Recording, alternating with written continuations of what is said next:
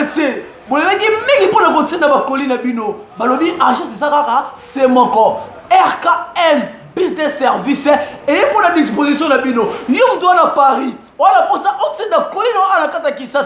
Yéba qui agence, ça, mon corps. RKM Business Service on retient dans 7 jours à Pamba colline est comme la kini yo même dans la kini voilà pour ça on sait dans colline qui est Paris yeba qui a semaine à Pamba colline est commis yo dans la kini voilà pour ça on a ba adresse ya RKM Business Service on rejoint sur wapi tout ça la Willery na Willery ka ya Pamba te tout ça pe na matonnier soko lingo benga biso ba numéro affiché wana benga biso on rejoint biso facilement ndesika posa poto ngaliga poto mingi grâce à RKM Business Service boti na poto na colis na yakata la colis na mona hiver na utana Roger Mabwidi Roger Mabwidi posa poto le mingi grâce à RKM Business Service posa poto azo na kata kisasa et c'est vrai ka bongote RKM Business Service et ça s'appelle la boutique d'habillement où ils ont mix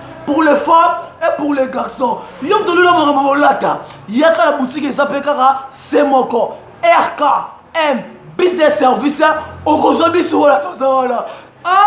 Pour sa photo. Rappelez la poste la hiver à domicile. Non c'est encore wapi na RKM Business Service. Alors c'est ça la boko. Pour sa photo. Pour sa photo makera de longai. Poto zaka suko rofi ba poto. Ole poto. Na RKM Business Service c'est la solution.